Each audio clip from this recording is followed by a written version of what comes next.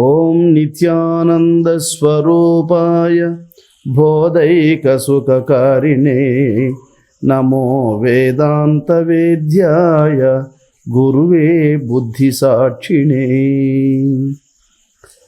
యస్యద్విరధ వక్త్రాద్యాః పారిషద్యాః పరశ్యతం విఘ్నం నిఘ్నంతి సతతం విశ్వక్సేనం తమాశ్రయే. నారద వాల్మీకి కమలజ భారతులకు మృక్కి రామ కథా కోపారంబును మధించెదా శ్రీరామ కృపామృతంబు చేకొన విభుదు. సర్వజీవుల హృదయ పద్మమునందు పరంజ్యోతి స్వరూపమున భాషిస్తూ ఉన్నటువంటి పరబ్రహ్మస్వరూపమగు జగద్గురువగు శ్రీ వశిష్ఠ మౌనీంద్రుల వారి పాదపద్మములకు శిరస్సాష్టాంగ నమస్సుమాంజలు. అవతార పురుషుడైనటువంటి శ్రీ రామచంద్రమూర్తి పాదపద్మములకు నమస్సుమాంజలు.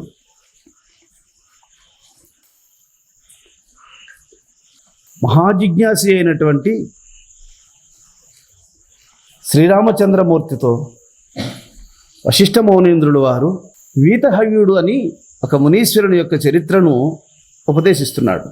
రామ, నిరానందోపి సానంద సత్యాసత్యాపి తత్ర సహ అచిన్మయ చిన్మయస్య నేతి నేతి యదుచ్యతే. శ్రీరామచంద్ర, పాల, పెరుగ, వెన్న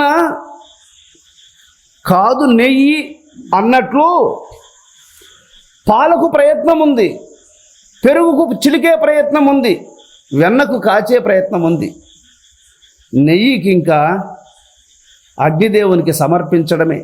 ఇక నెయ్యి తన కర్తవ్యాలన్నిటి పూర్తి చేసుకుని సంసిద్ధంగా ఇంకా అగ్నిదేవునికి అంకితం అవడానికి అట్లా సిద్ధంగా ఉంటుందో ఆ వీతహవ్యుని మనస్సు అలా రాహువు నుండి విడుబడినటువంటి సూర్యచంద్రాదుల వలె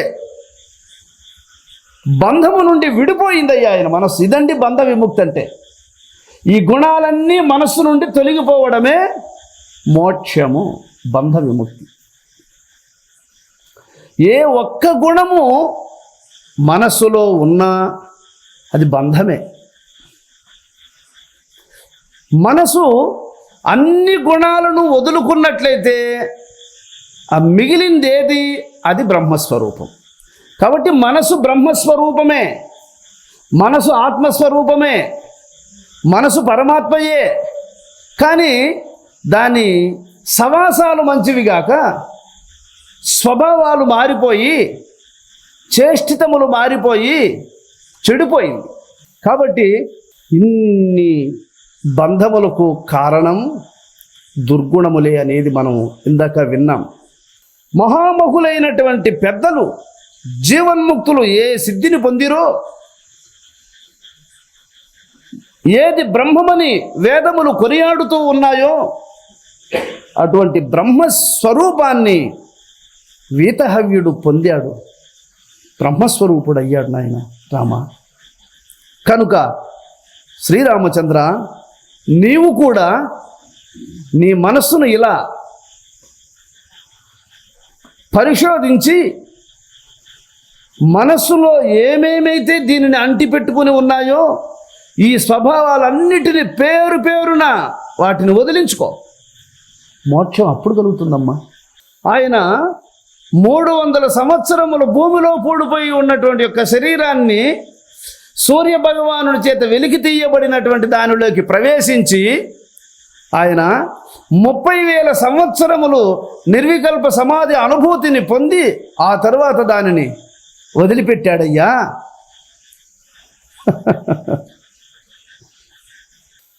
ప్రాణములు సంచారమును మనస్సుతో గ్రహించి దానిని నాసికాపుటముల ద్వారా కంఠబెళమునందు బంధించి నేత్రద్వయములలోనికి ఎక్కించి సడాధారములన్నీ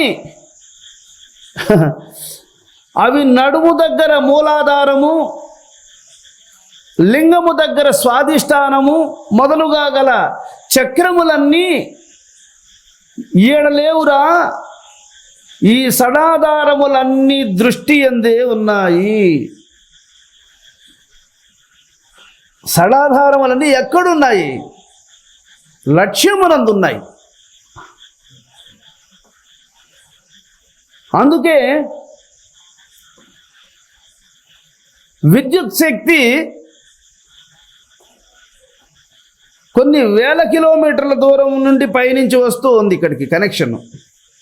కానీ అది దాని యొక్క స్వరూపము బలుపు దగ్గర మాత్రమే అది ప్రదర్శిస్తుంది, కానీ మధ్యలో ఎక్కడ కానీ కనపడదు. మధ్యలో ఎవరైనా టచ్ చేస్తే చంపేస్తుంది, అంతే, ఎక్కడ కనపడదు. శరీరంలో ఉండేటువంటి చైతన్య శక్తి కూడా లక్ష్యములో నీవు షడాధారములను అక్కడ గ్రహించాల్సిందే, కానీ అక్కడ ఉన్నాయని తెలుసుకున్నవాడు జ్ఞాని. అట్లయితే కక్కయ్య గారు భార్యను ఖండికలుగా తెగ నరికేశాడు కదా, కనబడినాయా? మరి ఆయన తిరిగి మళ్ళీ వీరబ్రహ్మేంద్ర స్వాముల వారు బ్రతికించి తర్వాత చూపించాడు. ఎక్కడున్నాయని చూపించాడు. అసలు సూచింది ఎక్కడ? దృష్టి యందు. ఎవని మనస్సులో ఇది వరకు చెప్పుకుంటూ వచ్చినటువంటి వాసనా స్వరూపమైనటువంటి విషయాదులు మనస్సులో విచార జ్ఞానం చేత ఒక్కొక్కటే తొలగిపోతాయి. ముళ్ళ కంపలతో కూడిన కంచెకు అగ్నిదేవుణ్ణి వదిలిపెడితే ఆయనకి ఎట్లా ముండ్లు గుచ్చుకోవు, మనకందరికీ గుచ్చుకుంటాయి ముండ్లు, కానీ అగ్నిదేవునికి గుచ్చుకోవు. ఆయన ఆనందంగా మూల పదార్థం, ఇష్టమైన పదార్థము నోటికి దొరికితే ఎంత ఇష్టంగా తింటామో అంత ఇష్టంగా భస్మం చేసేస్తాడు, కళ్ళకు తగులుకున్నాడంటే ఆయన. ఆ విధంగా విషయాదులను బ్రహ్మార్పణమనర్చిన నాడు తప్ప అవి ఇంకొక దానికి అవి లోపడేవి కావు. ముండ్లు అందరికీ పొడుచుకుంటాయి, కానీ అగ్నికి మాత్రం పొడుచుకోవు. విషయాదులు అందరికీ బాధను కలిగిస్తాయి, కానీ జ్ఞానికి కాదు. జ్ఞానిని మాత్రము విషయాదులు ఏం చేయలేవు. పాము నోట్లో ఉండేటువంటి విషము పామును ఏం చేయదు, అది ఇంకొకరికి బాధ కలిగిస్తుంది. తేలు గొండెలో ఉండేటువంటి విషము తేలుని ఏం చేయదు. ఆ తేలు ఎప్పుడైనా ఇత్తలి బిందెను అటు కొట్టింది అనుకో, వెంటనే ఆ బిందె బొక్కబడిపోతుంది, వాళ్ళు నీళ్లు కారుతా ఉంటారు. అరే బాగుంది, ఎందుకు బిందె కారుతా ఉంది, ఇన్ని రోజులు బాగుంది, ఎందుకు కారుతా ఉంది అని అంటే పెద్దోళ్ళు అంటారు, ఎప్పుడన్నా తేలు కుట్టుంటుంది కొడుక, అందుకు కారుతా ఉంటుంది. ఆ తేలు గొండె స్పర్శించిందంటే ఆ గొండెలో నుండి బయలువెడలినటువంటి విషము ఆ ఎత్తలి పాత్రను ఎంత కొట్టిందంటే ఆ విషం అట్టే తినేస్తుంటుంది దాన్ని, అట్లే. అది దానికి ఉన్నటువంటి పవర్. అలాంటి విషము ఆ గొండెలో ఉండి కూడా ఆ తేలుని ఏం చేయకుండా ఉండదు చూడండి. అది తేలుని ఏం చేయవు. అట్లా విషయాదులన్నీ కూడా జ్ఞానిని ఏమి చేయవు, అజ్ఞానిని మాత్రమే వేడిపిస్తూ ఉంటాయి. అనాత్మవిధముక్తోపి నభో విహరణాదికం ద్రవ్యమంత్ర క్రియాకాల శక్త్యా ప్రోత్యేవ రాఘవ ఆత్మజ్ఞస్తైష విషయ ఆత్మజ్ఞో హ్యాత్మదృక్స్వయం ఆత్మనాత్మని సంతృప్తో నా విద్యామనుధావతి.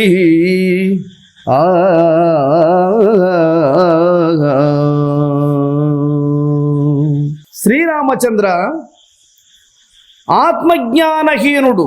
రామకృష్ణ పరమహంస గారికి అనేక మంది శిష్యులు ఉండేవాళ్ళు. వాళ్ళల్లో కొందరు యోగ సిద్ధులను మరిగారు. ఒకడు ఎవ్వరి కంటికి కనపడకుండా మనుషుల మధ్యలోనే తిరిగేది ఒక సిద్ధిని నేర్చుకున్నాడు. దానితో వాడు ఒక గొప్ప సంపన్నుని ఇంటికి వెళ్ళి అందమైనటువంటి ఒక అమ్మాయితో సంబంధం పెట్టుకున్నాడు. వాని యొక్క సాధన సంపత్తి లోపించగా ఆ సిద్ధి వాణ్ణి వదిలిపోయింది. అతడు యోగభ్రష్టుడయ్యి నీచ జన్మాదులకు పోవాల్సి వచ్చింది. ఇది పరమహంస గారే చెప్పారు దీన్ని. మరొకప్పుడు పరమహంస గారు ఒక భక్తుని ఇంటికి వెళ్ళి అక్కడ భగవత్ ప్రసంగము చేస్తూ అర్ధరాత్రి గడిచిపోయింది. సరే, ఆ అర్ధరాత్రి వేళల్లో బయలుదేరేశాడు. నేను ఇంకా తెల్లవారుజాము పూజా సమయానికి అంతటికీ నేను సుప్రభాత సేవ సమయానికి ఆలయానికి వెళ్ళాల్సి ఉంటుంది నాయన, నేను ఇక్కడ విశ్రమించడానికి లేదు అని కాళికా అమ్మవారి ఆలయ పూజారిగా ఉన్నప్పుడు అమ్మవారి యొక్క సుప్రభాత సేవ సమయానికి చేరుకోవాలనేటువంటి ఉద్దేశంతో అర్ధరాత్రిలో బయలుదేరినాడు. దట్టమైనటువంటి చీకటి, ఆ చీకటిలో ఏమీ కనపడలేదు. అప్పుడు శిష్యుడు ముందుకు తిరుక్కున్నాడు. గురువు గారి కంటే ముందు తిరుక్కొని ఇలాంటి పెద్ద లైటు శిష్యుని వీపు మీద మలుగుతుందట. ఇంకొక లైటు అతని వక్షస్థలంలో ప్రకాశిస్తూ ఉందట. అంటే వెనకాల లైటు గురువుకు దారి కనపడుతూ ఉంది, ముందర మలుగుతున్నటువంటి లైటు శిష్యునికి దారి కనపడుతూ ఉంది. ఈ విధంగా అది వెలుపల లోపల, వెలుపలకి ఇట్లా వెనక్కి ఇట్లా ముందరికి కూడా ఒక పెద్ద డూమ్ లైట్లు వెలిగించినంత పోక్సింగ్ వస్తూ ఉందట. వెంటనే పరమహంస గారు వచ్చి, బుద్ధి లేనోడా నిలబడరా, ఆపురా, ముందు దాన్ని ఆప్ చేయ, పోగొట్టుకుంటావురా, యోగశక్తిని పోగొట్టుకుంటావురా, దీనివల్ల ఏంట్రా ప్రయోజనం, ఆప్చి నా చేయి పట్టుకో, మెల్లిగా తారాడుకుంటూ నడిచి వెళ్ళిపోతాం భగవంతుని స్మరించుకుంటూ. జ్ఞానాన్ని కూడపెట్టుకోవాలి కానీ యోగశక్తిని ఎప్పుడు ప్రదర్శించకూడదు నాయన, ఇది జీవితం అంతా గుర్తుపెట్టుకో అని మందలించాడు. కాబట్టి కొన్ని సిద్ధులు ఎవరి కంటికి కనబడకుండా ఎన్నో మహిమలను ప్రదర్శించగలిగేటువంటి యొక్క యోగ సిద్ధులు సామాన్యుల సైతము ప్రయత్నిస్తే వస్తాయి. సామాన్యుల సైతము ప్రయత్నిస్తే వస్తాయి ఆ సిద్ధులు. దానికేం గొప్ప తపస్సు చేయాల్సిన పనిలే. కానీ అవన్నీ మహాత్ములు వాటిని సరకు చేయరు. అందుకని అవి ఉన్నాయి, నిజంగా ఆ శక్తులన్నీ ఉన్నాయి. అవి జీవులను మోసగించేటువంటి ఇంద్రియాదులు ఎట్లాంటివో యోగసిద్ధులు కూడా అట్లాంటివే. యోగసిద్ధులు భ్రష్టుని చేస్తాయే కానీ యోగసిద్ధులతో బాగుపడిన సాధకుడు ఎవ్వడు లేడు. దేనినైనా వాంఛింపని వాడు ఆత్మజ్ఞాని ఎలా ఉంటాడు చూడండి. వాడు సమస్త గీతలో చెప్తాడు గీతాచార్యుడు శ్రీకృష్ణ భగవానుడు, జగము కూటస్థంబు రెంటికి మిగులుదురు నా అంశజీవులు. ఈ ప్రపంచాన్ని అంతా ఒక పక్క త్రాసులో పెట్టి నన్ను స్మరించగలిగినటువంటి త్రికరణ శుద్ధి కలిగినటువంటి జ్ఞానిని ఒక పక్క త్రాసులో పెడితే, తూకం వేస్తే ప్రపంచమే తేలిపోతుంది కానీ భక్తుడే తూగుతాడన్నాడు ఆయన. జగము కూటస్థంబు రెంటికి మిగులుదురు నా అంశజీవులు. కాబట్టి బ్రహ్మాండమంతా ఒక పక్కన, నా భక్తుని ఒక పక్కన తూకం వేస్తే వాడే తూగుతాడు. వాడు అంతటోడు. అట్టివానికి రామా, ఈ సమస్త జగత్తు పాదాక్రాంతమై దాస్యము చేస్తుంది సుమా. యోగ సిద్ధులు ఎంత! మా గురుదేవుల వారు, నాయనా సిద్ధుల జోలికి వెళ్ళకు, వాటంతటా అవే సమయాన్ని గుర్తించి చేయగలిగిన కార్యక్రమాలు వాటంతటవే చేసుకుంటా పోయినాయనుకో, మనకు వచ్చిన నష్టం లేదు. మనమై సంకల్పించి దేన్ని చేయకూడదమ్మా చెప్పారు. ఆ హెచ్చరిక ఎంత ఉపయోగపడిందో చూడండి. అనగా ఎంతోమంది భక్తులు వస్తూ ఉంటారు, ఎన్నో కోరికలను మనసులో పెట్టుకొని కూడా వస్తూ ఉంటారు. వాటికన్నిటికీ మనం సమాధానం చెప్పాల్సిన అవసరం లేదు. మన పాటికి మనం నోరు మూసుకొని గమ్మున ఉంటే ఎవరెవరు ఏ ఏ పరితాపంతో వస్తారో వాళ్ళకందరికీ కావలసినవి వాళ్ళ యొక్క యోగ శక్తియే సిద్ధి రూపంలో వాటిని నెరవేరుస్తూ ఉంటుందట.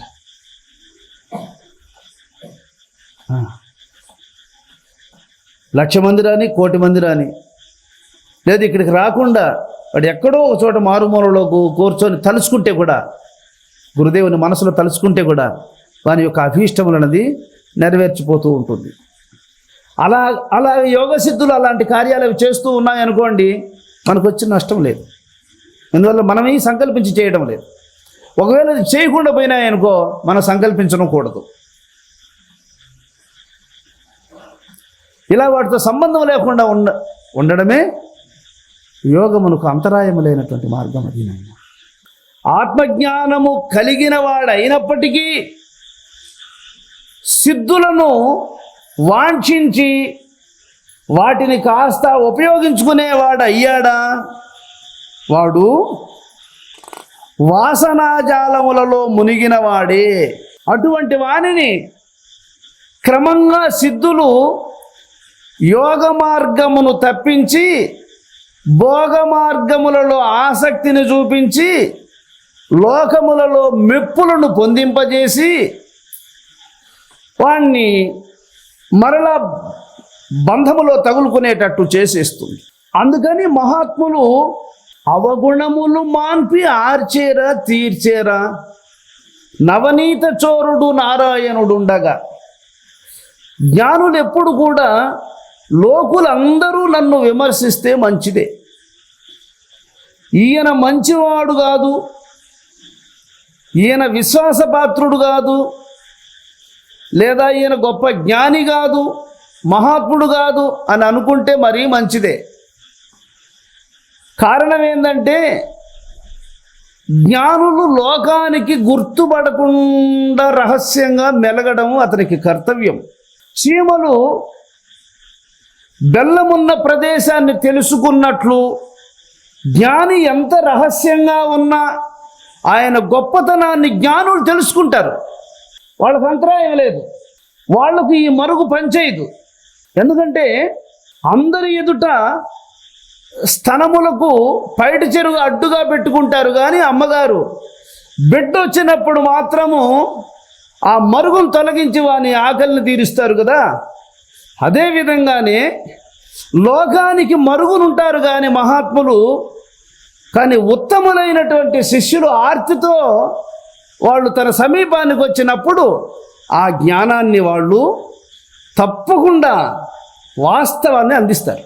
కనుక బ్రహ్మజ్ఞానులు ఈ లోకములో ఎంత మరుగున ఎంత రహస్యంగా ఉంటే అంత మంచిది. ఎంత దీన్ని ప్రాచుర్యములోకి తీసుకొని వస్తే అంత అనర్థములను ఎదుర్కోవలసి వస్తుంది. ఎందుకంటే అనాచారపరులు మూర్ఖులు ఈ లోకములో ఎక్కువ, జ్ఞానులు తక్కువ. సాధకుల యందు కొన్ని గొప్పతనాలు లోకమునకు తెలియబడినట్లయితే వాళ్ళ కార్యాలను వాళ్ళు నెరవేర్చుకోవడానికి స్వాముల దగ్గరకు వచ్చి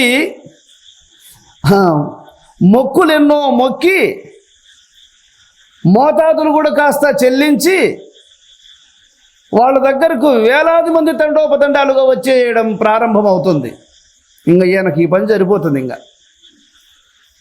వచ్చిన వాళ్ళకందరికీ ఆశీర్వాదాలు చేసుకుంటా, వచ్చిన వాళ్ళందరితో మాట్లాడుకుంటా ఉన్న ఆయుష్ను దారపోసుకొని తర్వాత కొరత పడిన వాడై తిరిగి ఇంకో జన్మకు పోవాల్సి వస్తుంది. నువ్వు వచ్చింది అందుకు కాదు, నీ పని వేరే. ఇప్పుడు మీకు ఏం కావాలనో చెప్తున్నా, అంతే చాలు. అంతేగాని మీ దగ్గర వచ్చి కూర్చొని నేను భూలోక రామాయణం ఎత్తుకొని అరవలు చేయకూడదు కదా. ఏం పని? వాటితో నీకేం వచ్చిన లాభం, నాకేం వచ్చిన లాభం? మిమ్మల్ని నేను అలా తయారు చేయకూడదు, నేను అలా తయారవ్వకూడదు. ఎంతవరకు మహాత్ములు ఏం చెప్పారో ఆ మార్గాన్ని నేను తెలుసుకోవాలి, మీరు తెలుసుకోవాలి. ఏం చెబుతున్నానో దాన్ని నేను ఆచరణలో పెట్టుకోవాలి, మీరు ఆచరణలో పెట్టుకోవాలి. మీరు అనుకోవచ్చు, స్వామి గారు మేము ఎంతో దూరం నుంచి వచ్చాం కదా, కాసేపు మా ముందు కూర్చొని మాతో మాట్లాడవచ్చు కదా. నేను మీ ముందరనే ఉన్నా, మీరే నాతో మాట్లాడడం మర్చిపోతున్నారు. నేను ముందర లేకుండా ఉంటే మీరు ఈడి దాకా వచ్చేదిలే. నేను ముందరనే ఉన్నా, నేను వెనకాల లేను. పలుకమన్న ఏల పలుకకై ఉన్నావు, పలుకుమయ్య నాతో ప్రబలముగను, పలుకుమయ్య నీదు పలుకు నేను ఎరిగదా విశ్వదాభిరాముని రవేమ అంట.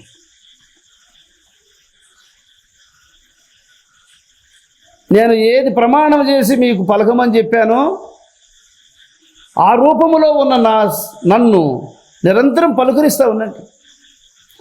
ఆయన ఏం చెప్తాడు వినండి. ఇంతవరకు ఆ మహనీయుడు తన అంతరాత్మ ద్వారా యోగ మార్గాలను అన్నిటినీ చక్కగా తెలుసుకొని మోక్షమునకు ఏ గుణములు అడ్డుగా ఉన్నాయో గ్రహించి ఆ గుణములకన్నిటికీ నమస్కారం చేసి వాటిని తొలగించుకొని 30,000 సంవత్సరాల కాలము సమాధి నిష్టలో ఉండి పండు మాగిపోయిన తరువాత తొట్టెము జారిపోయినట్లు దేహాన్ని చాలించి స్వస్వరూపాన్ని పొందాడు. అటువంటి మహనీయుని చరిత్రను మనము ఇప్పుడే విన్నాం. అటువంటి స్థితిని మనం తెలుసుకోవాల్సి ఉంటుంది నాయన. మీరు అదే ఇప్పుడు నా గురుదేవుడు నాకు శరీరముతో ఎదుట లేడు, ఆ సాకార రూపము కాలాధీనములో కలిసిపోయింది. అయితే వారు ఇప్పుడు ఏ రూపములో ఉన్నారు? నిరాకార బ్రహ్మమై ఉన్నారు. సాకారముతో ఉన్న శరీరముతో ఉన్నప్పుడు కూడా గురువు యొక్క నిరాకార బ్రహ్మ స్థితిని తెలుసుకున్నవాడు శిష్యుడు. గురువు శరీరముతో మనకు సాకార రూపములో కనబడుతూ ఉన్నాడే కానీ ఆయన నిరాకార నిర్గుణ పరబ్రహ్మస్వరూపుడు. అటువంటి నిర్గుణ బ్రహ్మమును సాకారముగా కూడా పూజించే భాగ్యము, నిరాకారముగా తెలుసుకోగలిగినటువంటి యొక్క జ్ఞానము, ఆ రెండింటినీ వినియోగించుకున్నవాడు అదృష్టవంతుడు. కాబట్టి వీరెవ్వరు కానీ స్వామిగారు నా సమీపంలో కూర్చొని పలుకరించలేదే అనేటువంటి భావన మనస్సులో ఉంచుకోకూడదమ్మా. నేను కఠినాత్ముణ్ణి కాదు, దయలేని వాడిని కాదు కదా, మూర్ఖుణ్ణి కాదు. కనుక చెప్పిన ధర్మాలను జ్ఞప్తి అందుంచుకొని పూర్వీకులైనటువంటి మహాత్ములందరూ ఎంత తపించి తరించారో అది మనకందరికీ కర్తవ్యమై ఉంది. సాధనలో కొన్ని సిద్ధులు ఎదురుపడినప్పటికీ ఒక అమాయకుని వలె, ఏమీ తెలియనటువంటి వాని వలె, ఒక మంధుడు వలె నీవు ఈ లోకములో ఒక సామాన్య వ్యక్తిలాగా ఉండాలి. అలా ఉండి దీని నుంచి తప్పుకొని వెళ్ళిపోవాలి. మా గురుదేవుల వారు కళ్యాణ డాము 1995లో నీళ్లు అధికమై తలుపులెత్తే ప్రయత్నం చేస్తే ఆ తలుపులు విరిగిపోయినాయి. విరిగిపోయి ఇక అప్పుడు చాలా ప్రమాదం సృష్టింపబడింది. ఎన్నో వాహనాలు కొట్టుకొని పోయాయి, ఎందరో ప్రాణ నష్టం కూడా జరిగింది. ఎన్నో పొలాలు, ఎన్నో చెట్లు, పెద్ద వృక్షాలన్నీ కూడా వేర్ల కొట్టుకొని వెళ్ళిపోయినాయి. అప్పుడు ఆశ్రమం పైకి వచ్చేసాయి నీళ్లు. ఆశ్రమం ఏట్లోనే కదా ఉంది, స్వర్ణముఖి నదిలోనే ఉంది ఆశ్రమం. అందరూ సురక్షిత ప్రాంతాలకు వెళ్ళిపోయారు. మా గురువుగారు ఒక్కరే ఆశ్రమంలో ఉన్నారు. ఇక నీళ్లు 20 అడుగుల ఎత్తులో వస్తూ ఉన్నాయి. నీళ్లు ఆశ్రమానికి వెనకాల ఎంత ఎత్తు? 20 అడుగుల ఎత్తులో అలలు ఉరకలు వేస్తూ వస్తున్నాయి. స్వామిగారు ఏ విధమైనటువంటి తత్తర లేకుండా గర్భగుడిలోకి వెళ్ళి స్వామిగారికి హారతిచ్చి ఆశ్రమానికి వెనుకాల నైరుతిలోకి వెళ్ళాడు. వెళితే 20 అడుగుల ఎత్తుతో వస్తున్నటువంటి ఆ నీళ్లు పాము గద పడిగ దింపినట్లు స్వామి పాదాల దగ్గరకు వచ్చాయి. స్వామి పాదాల దగ్గరకు వస్తే ఆ 2 చేతులతో 3 దోషిళ్ళు నీళ్లు ఎత్తుకొని త్రాగి చేత్తో ఇట్లా అన్నాడు.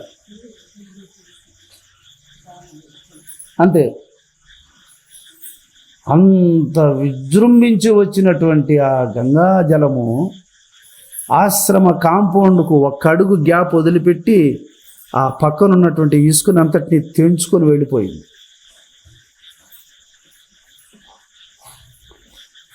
ఆ మరుసటి రోజు, ఇది సమయంలో జరిగింది, సాయంత్రం అంటే 5 గంటలకు వేడ. ఇంకా ఆ రోజు రాత్రికి మేము 7:05 రేడియోలో వార్తలు వస్తున్నాయి. ఆ వార్తలో మేము భోజనానికి కూర్చున్నాము. అప్పుడు ఆ వార్తలు చెప్తూ ఉంది కళ్యాణి విజృంభణ గురించి. ఇంకా తనపల్లి, తిరుచానూరు, ఆ ఒడ్డున ఉన్నటువంటి యొక్క ప్రాంతాలన్నీ కూడా సురక్షిత ప్రాంతాలకు వెళ్ళిపోవాలని చెప్తున్నాయి.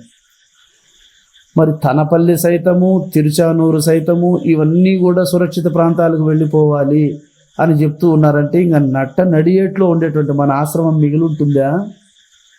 ఇంకా మేము ఎట్లా పడుకొని నిద్రపోగలుగుతాం చెప్పండి?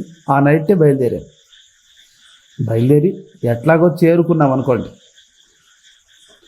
ఇంకా రాత్రి 11 గంటలకు 12 గంటలకు బైరాగపట్టికి చేరుకున్నాము. పైగడ్డ వాళ్ళు ఎవరైనా వస్తారేమోనైనా వాళ్ళని ఎవరిని రావద్దని చెప్పారు స్వామి గారు. ఆ ఏటికి ఆవల మైకులు పెట్టారు, మైకులు పెట్టారు. అప్పుడు ఫోన్లు లేవు కదా. ఆ మైకుల్లో అనౌన్స్మెంట్ అరిసేవాళ్ళు. అరిస్తే ఈ పక్కన ఒడ్డునుండే వాళ్ళు రావద్దు, మీరు నీళ్ళలో దిగద్దని వాళ్ళు అరుస్తుంటారు. వీళ్ళు వాళ్ళకి చెప్తూ ఉంటారు, మీరు నీళ్ళలో దిగద్దు అని వాళ్ళు చెప్తూ ఉంటారు. ఇట్లాగా అట్లా స్వామి గారు పైగా పడమరగడ్డ వాళ్ళు ఏమైనా వస్తారేమోనైనా రావద్దని చెప్పు అని చెప్పాడట. సరే మేము 11 గంటలకు వెళ్ళాము నైట్లో. చెప్పారు, నాయన మీరు ఇప్పుడు వెళ్ళొద్దు, చాలా విజృంభించిపోతున్నాయి నీళ్లు, చాలా వెహికల్స్ కూడా చింతమాళ్ళన్నీ కూడా వేర్లకు కొట్టుకొని పోతూ ఉండే నీళ్ళల్లో అని చెప్పారు. సరే ఇంకేం చేయాలా అర్థం కాదు. పదే చెప్తున్నారు వెళ్ళొద్దని. మేమేమో పోయి ఏటో దూకేసి కొట్టుకొని ఉన్నా బాగుని బాంచారు.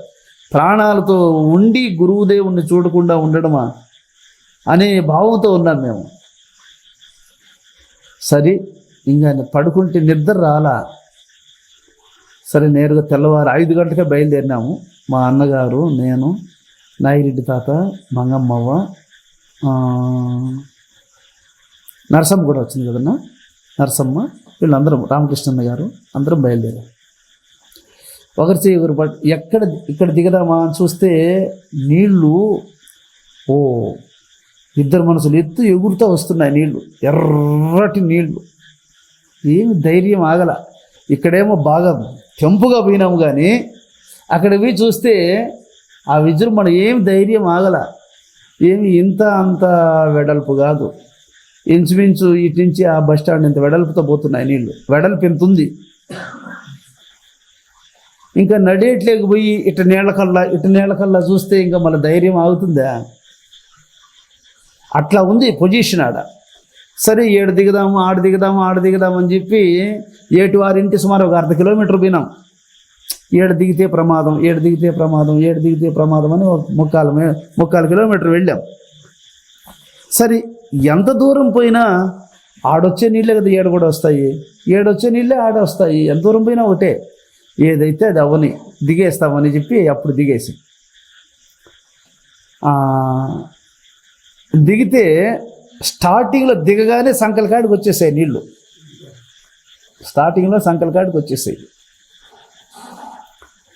అందరూ దిగేశారు, ఆడబిడ్డలు కూడా దిగేశారు. సరే నీళ్ళలోకి వెళ్తే చెరువులో నీళ్ళు ఎట్లా కదలకుండా ఉంటాయో ఆ విధంగా ఉంది నాయన. తోయలేదు నీళ్లు. మాకు ఆశ్చర్యం అనిపించేసింది. ఏందబ్బా, మా ముందే నీళ్లు గంతులేస్తూ పరుగులు తీస్తున్నాయి, మమ్మల్ని మాత్రం తోయడం లేదు, ఏమిటి ఆశ్చర్యము అనేసి అందరిలో గొప్ప ఉత్సాహము, ధైర్యం వచ్చేసింది. ఒకరి చేతులు ఒకరు పట్టుకొని దిగాం కదా, కానీ ఒకరి చేతులు ఒకరు వదిలిపెట్టేసి ఇంకా భయము లేదు, గంగాదేవి యొక్క అనుగ్రహం లభించింది, ఇంకా మనం సురక్షితంగా దాటుకోవచ్చు అని చెప్పి బాగా నడేట్లేకపోయిన తర్వాత కూడా ఒకరికల్లా ఒకరు వెనక్కి తిరిగి చూసుకుంటూ, నవ్వుకుంటూ, ఆనందంతో ఏరుని దాటుకునేసాం.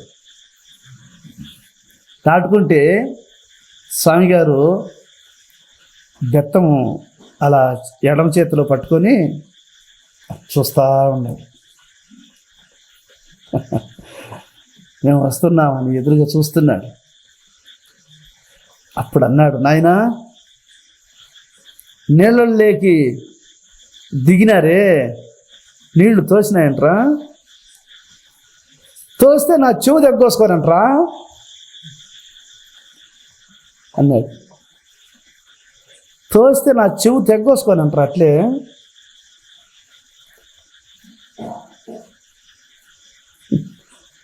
మళ్ళీ ఎంతటోళ్ళు చూడండి.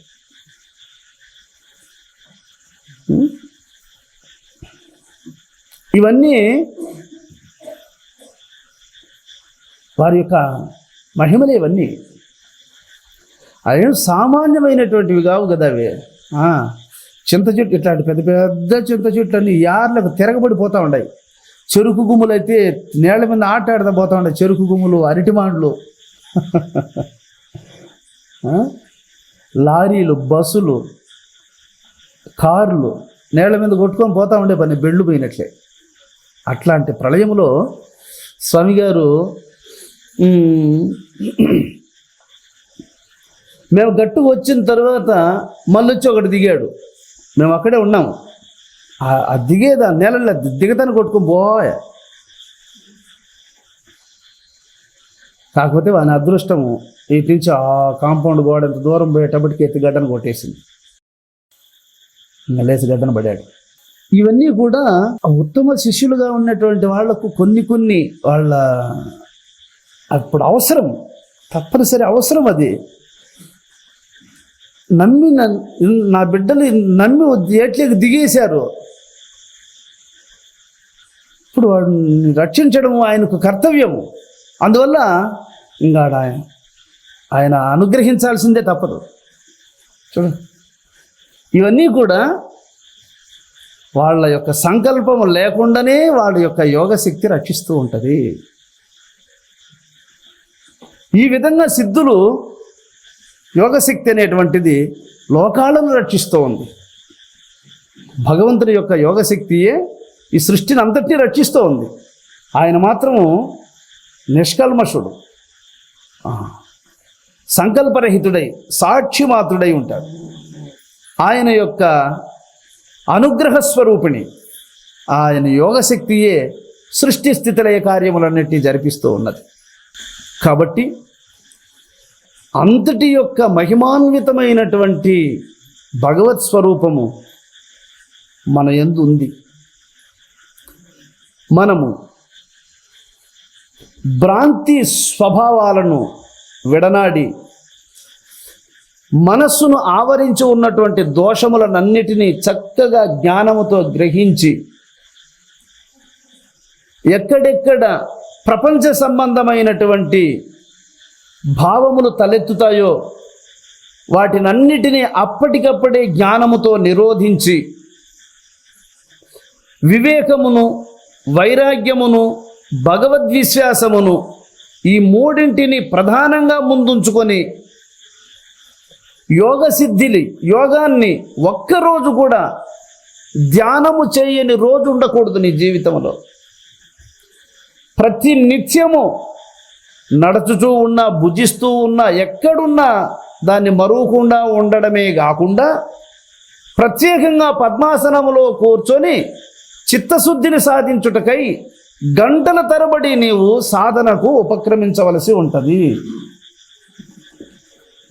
కొంతమంది చెప్తూ ఉంటారు, స్వామి నేను స్కూటర్ తోలేటప్పుడు కూడా ధ్యానం చేసుకుంటా పోతాను స్వామి అని చెప్తూ ఉంటారు.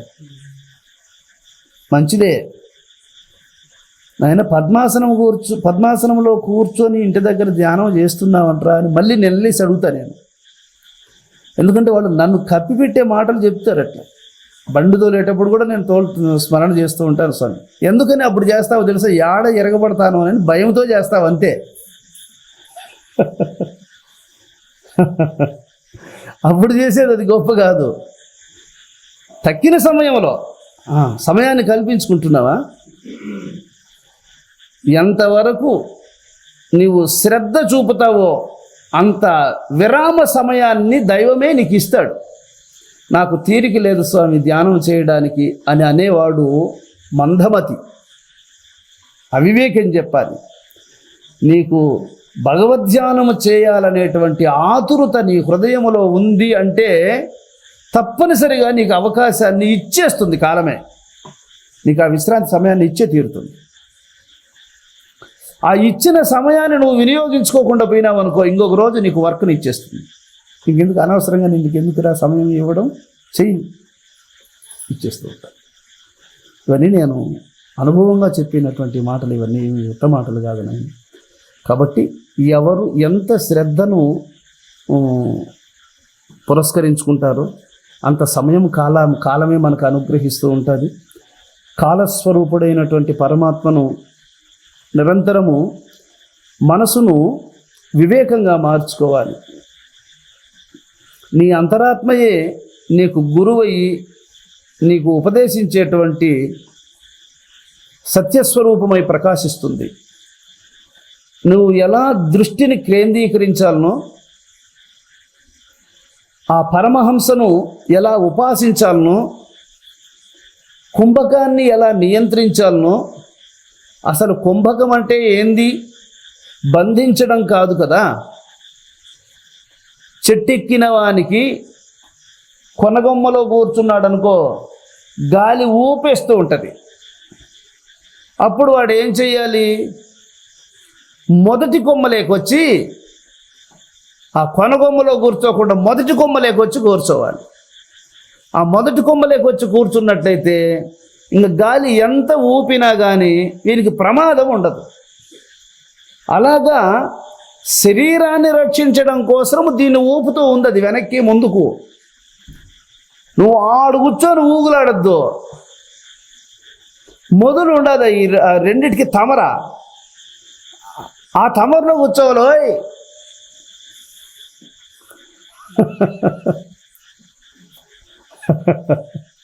కొనాను కూర్చొని ఊగులాడద్దు కోతిలాగా, పడదొస్తుంది నిన్నది. అది కాదు కుంభకం అంటే, అది కాదు రేచకం అంటే. ఈ రెండిటికి లయస్థానం ఎక్కడ ఉదయిస్తూ ఉందో, ఎక్కడది లయిస్తూ ఉందో అక్కడ కూర్చోవాలి. అక్కడ కూర్చున్నట్లయితే అది కుంభకం. ఆ కుంభము అనగా ఉదయస్థానం, లయస్థానం. అక్కడ దృష్టిని పెట్టడం, అదండి ఆసనం. ఇది కాదు. శరీరంలో నిశ్చలంగా కూర్చొని ఉన్నప్పటికీ మనసు మాత్రం పరిగెత్తానే ఉంటుంది. వానికి ఆసనం కుదరలేదనే లెక్క. బుద్ధి కుదిరితే ముట్టి కుదురుతుంది, బుద్ధి కుదరింది కాక ముట్టి కుదరనేది అది. అందువల్ల ముందు మనస్సును పద్మాసనం వేపించాలి. ఆ మనసును పద్మాసనం అంటే, అసలు పద్మం అంటే ఏంది? పద్మం అనే పేరు ఒక తామర పుష్పానికే, వేరే ఇంకా ఏ పుష్పానికి పద్మం అనే పేరు లేదు. పద్మము అనగా తామర పుష్పమునకే ఆ పేరు. తామర పుష్పం యొక్క గొప్పతనం ఏమిటి? సూర్య భగవానుని యొక్క కిరణముల స్పర్శ ఆ పడగానే ఆ స్పర్శతో మాత్రమే వికసిస్తుంది. కాబట్టి సూర్యకాంతి యొక్క స్పర్శకు వికసించే పద్మములాగా ఏ ప్రాణసూర్యుడు, ఇది పాయింట్, ప్రాణమనే సూర్యుడు నీ హృదయాన్ని వ్యాకోచింపజేస్తూ, అపానమనేటువంటి చంద్రుడు దానిని మళ్ళీ సంకోచింపజేస్తూ, అంటే సూర్యోదయం సూర్యాస్తమయం లోపలికి ప్రవేశించినప్పుడు వ్యాకోచిస్తూ ఉంది హృదయ పద్మము. ఆ హృదయములో నుండి వెలుపలికి సంచారము చేసినప్పుడు సంకోచిస్తూ ఉంది. కాబట్టి ఆ వ్యాకోచమే సూర్యోదయం, ఆ సంకోచమే సూర్యాస్తమయం. ఆ వ్యాకోచింపజేసేటువంటి వాడే అది ఏ పగలు, అది ఏ ప్రాణము. సంకోచమే అపానము, అది ఏ రాత్రి. బ్రహ్మాండమునకు ఇది రాత్రి, సూర్యోదయముతో పగలు. పిండాండమునకు ప్రాణము పగలు, అపానము రాత్రి. ఈ ప్రాణ అపానములు,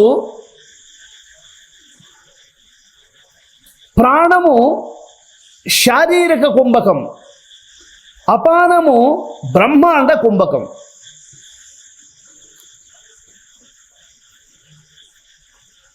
అందుకే మహర్షులు వెలుపలికొచ్చి అలా లోపలికి వెళ్ళి లోపల వెలుపల కూడా కుంభకములో నిలుస్తూ ఉన్నారు. ప్రాణ సంరక్షణార్థమై, ఆ ప్రాణ సంచారము దేహ సంరక్షణార్థమై ప్రాణ సంచారమును ఎప్పుడూ నిరోధించరాదు. నిరోధిస్తే వెళ్ళిపోతుంది అది, అంతే కదా. కాబట్టి దాన్ని కాదు పట్టాల్సింది. కాబట్టి దానికి మూలం ఎక్కడుందో దానిని నీ అంతటా నీవే నీ అంతరాత్మ ద్వారా ఆ హంసతో కూడా వెళ్ళి లయస్థానాన్ని గుర్తించి ఆ హంసతో కూడా వచ్చి బాహ్య కుంభకాన్ని అంతర్కుంభకాన్ని రెండింటినీ పరిశీలించి తెలుసుకొని అక్కడి దృష్టిని కేంద్రీకరించాలి. యోగం అంటే ఆ విధంగా నీవు స్మరణ ప్రారంభించినట్లయితే నిన్ను ముప్పు తిప్పలు పెడుతున్నటువంటి మనస్సు కొప్పు కూలిపోతుంది అట్లే. ఇంకా మన తోక తిప్పితే అప్పుడు అడుగు వాంచారు. పడిగి మీద పడిందంటే ఏటు ఒక దెబ్బకి కింద పడిపోతుంది నాగభోగం, అంతే. అట్లా మనస్సును ఎక్కడైతే ఆ ప్రాణవాయువులు ఆ రేచకమునకు ఎంత సమయం పడుతుందో అందులో అర్ధ సమయము అక్కడ విశ్రాంతిని పొందుతూ ఉంది. అక్కడ నుండి పూరకము ఎంత సమయం పడుతుందో అందులో అర్ధ సమయము బాహ్య కుంభకం అవుతోంది. ఈ ప్రతి రేచకమునకు ప్రతి పూరకమునకు మధ్య అర్ధాంశము తనంతట అదియే సహజాత్మ స్థితి యందు తన స్వరూపమును లయింపజేసి తరువాత మళ్ళీ శరీర సంరక్షణార్థమై హంసస్వరూపమున బయలువెడలుతూ ఉపశమింపజేస్తూ ఉన్నది. దీనిని ఎవడు గ్రహించుచున్నాడో వాడు యోగి. ఇంతకంటే దానిని బహిర్గతం చేయడము సత్యాన్ని అవమానించడమే అవుతుంది. ఇంతగా చెప్పిన ఈ విషయాలను గ్రహించలేకపోతే వాడు సాధనరహితుడే, వాడు శ్రద్ధ లేనివాడే అని చెప్పడం జరుగుతుంది. దానికి అదే నిదర్శనం. ఇలాగా ఎవడు గురువాక్యాన్ని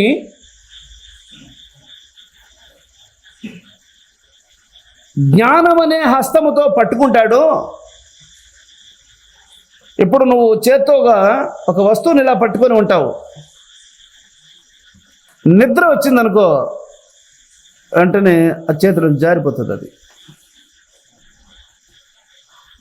అంటే దాన్ని పట్టుకొని ఉన్నది చెయ్యి కాదు, జ్ఞానం. నిద్ర వచ్చిందనుకో నీ అంతటి నువ్వు తల అట్టనేస్తుంది, అట్టనేస్తావు. నీ దేహాన్ని పట్టుకొని ఉన్నది, నీ తలను నిలుపుకొని ఉన్నది ఏది? ఏ చేత్తో పట్టుకొని ఉంది అది తలను? ఏ చేత్తో పట్టుకొని తల తనేస్తూ ఉందంటే అంతవరకు దాకా దేంతో పట్టుకొని ఉంది అది? చేతులు లేకనే పట్టుకొని ఉంది, కళ్ళు లేకనే చూస్తూ ఉంది. అయితే దాని కళ్ళు లేవనకూడదమ్మో. దాని కృపతో నువ్వు ఇంత ప్రపంచాన్ని చూస్తున్నావేంటే అది దాని అనుగ్రహంతో ఇచ్చిన కన్నుతోనే నువ్వు ఇంత చూస్తున్నావు, దాని అనుగ్రహంతో ఇచ్చిన తెలివితేటలతోనే నువ్వు ఇంత తెలుసుకుంటున్నావు. ఏమి నువ్వు ఎప్పుడూ దాన్ని తెలుసుకోవాలా? దాని గొప్పతనం గురించి నీకు అసలు ఏం తెలియదు. తెలియకపోయినప్పటికీ దాని అనుగ్రహంతో వినడం కానీ, చూడడం కానీ, తెలుసుకోవడం కానీ, నీ తెలివితేటలు కానీ ఇంతగా ప్రసరిస్తున్నాయి అంటే నిజంగా దానినే తెలుసుకుంటే, దానిని మరులుకుంటే నీ మనస్సు, నీకు కలిగే శక్తి, నీకు కలిగే ఆనందము, నీకు కలిగే తృప్తి ఇక లోకానికై మిగిలిపోతుంది. ఇంతటి ఆనందానికి నువ్వు వారసుడివై ఉండి కూడా త్యారోడులాగా బతుకుతున్నావు ఎందుకు? అందుకు శిష్యుడు సొంత కొడుకులాగా ఉండాలి కానీ గురువు దగ్గర త్యారనా కొడుకులాగా ఉండకూడదు. సొంత కొడుకు ఎట్లుంటాడు అట్టుండాలో. త్యారోడుగా ఉంటే, త్యారోడు అంటే అర్థమైంది ఏ సంబంధం లేనివాడు అని అర్థం. ఏ సంబంధం లేనివాడు గురువు యొక్క ఆత్మజ్ఞానానికి వారసుడు ఎట్లవుతాడు? ఆయనకు కొడుకైతే ఒకటేమిటి, తండ్రి యొక్క సంపూర్ణమైనటువంటి సంపదకు వాడు వారసుడు. అలాగా గురుపుత్రుడు, గురువు యొక్క జ్ఞానపుత్రుడు. మీరందరూ అలాంటి జ్ఞానపుత్రులే కదా నాయన. గురువు యొక్క జ్ఞానపుత్రులు వాళ్ళు ఆయన యోగ సంపదకు వారసుడు, జ్ఞాన సంపదకు వారసుడు. గురువులు ఈ లోకములో శిష్యులకు ఈ అదృష్టాన్ని అందించడం కోసమే వాళ్ళు భూమి మీద వెలసి ఉంటారు. వాళ్ళు వశిష్ఠ భగవానుడు ఒక్క మాట అంటాడు, రామచంద్ర మీ ఎదుట నేను ఉన్నట్లున్నాను కానీ నాకైతే పనేమి లేదు. ఈ లోకంలో ఉండాల్సిన అవసరం అయితే నాకేం లేదు. ఎందుకోసం ఉన్నాను అంటే దానిని ఇలా శాసించినటువంటి ఆ ఈశ్వరునికే ఎరుక అన్నాడు ఆయన. కాబట్టి నేను భూమి మీద ఎందుకు ఉన్నాను అంటే నాకేం పనేం లేదు, ఏం పని లేదు. చేస్తే చేస్తా, చేయకంటే సాలుకుంటా, ఉంటే ఉంటా, పోవాలనుకుంటే పోతా. నాకేం సంబంధం లేదు, నాకేం పనులు లేవు. అయినా ఎందుకున్నాను అంటే దీన్ని ఇలా పెట్టిన వానికి తెలియాలి. దీన్ని ఇలా పెట్టాడే ఆయనకు తెలియాలి ఎందుకుందిరా ఇది అనేది. నాకు తెలియదు, నాకు ఆ అవసరం కూడా లేదు. నేను ఎప్పుడు నా పని ఎంతవరకు ఆ కేశవానంద యోగిచంద్రుల పాదపద్మములను మరవకుండా భజించగలిగేది ఒక్కటేనా, చేయవలసింది అదొక్కటే. ఆయన పాదాలను కాచుకొని ఉండాలి. ఇంకా నీకు బంధమా, మోక్షమా, జీవన్ముక్తియా, విదేహముక్తియా అవన్నీ నీకు అవసరం లేదు. ఏం చెప్పాడో చేసుకుంటావు. అదియునే కావలనడి ఇచ్చవద్దు, కాకపోతినే అని విచారింపవద్దు, అయితిని అని దబ్బరలాడవద్దు, మదిని గురువాక్యం ఎప్పుడు మరువవద్దు. ఇది గురుదేవుల వారు నాకు చెప్పినటువంటి వాక్యం. నాయన దీన్ని గుర్తుపెట్టుకో. అదియునే కావలనడి ఇచ్చవద్దు, కాకపోతేనే అని విచారింపవద్దు, అయితిని అని దబ్బరలాడవద్దు, మదిని గురువాక్యం ఎప్పుడు మరవవద్దు. ఎప్పుడు దీన్ని మరవకుండా ఉంది. అటువంటి పరమ గురువుల యొక్క అనుగ్రహం, వారిని సేవించగలిగే భాగ్యం మనకు లభించింది. మనం అదృష్టవంతులమని చెప్పుకోవాలి. ఇటువంటి భాగ్యాన్ని మనం సర్వకాలముల యందు వినియోగించుకుని వారి కృపకు పాత్రులమయ్యదముగాక. జై జానకీ రమణ గోవింద, జై ప్రహ్లాద వరద గోవింద. జయ ఆంజనేయ వరదా గోవింద. శ్రీ శ్రీ సద్గురుస్వామి పాదారవిందములకి, శ్రీ శ్రీ సద్గురుస్వామి పాదారవిందములకి.